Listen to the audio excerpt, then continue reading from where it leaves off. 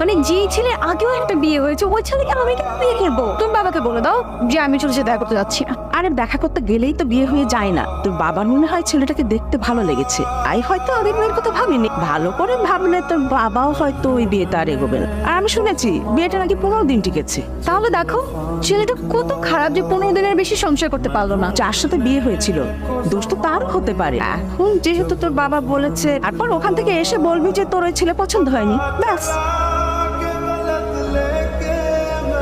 আপনি আবির, রাইট? জি। ওকে, আমি কিন্তু এখানে এসেছি শুধুমাত্র আমার ফ্যামিলির জন্য। এসে দেখা করা দরকার ছিল, এসে দেখা করলাম। বাসায় গিয়ে বলে দিব যে আমার ছেলেকে পছন্দ হয়। আর একটা কথা, আমার কি একটা হাত নেই নাকি চোখ নেই নাকি আমি পড়াশোনা জানি না যে এমন একটা ছেলেকে বিয়ে করবো যার আগে একবার বিয়েও হয়েছে? আপনি তো ভালো মানুষ না।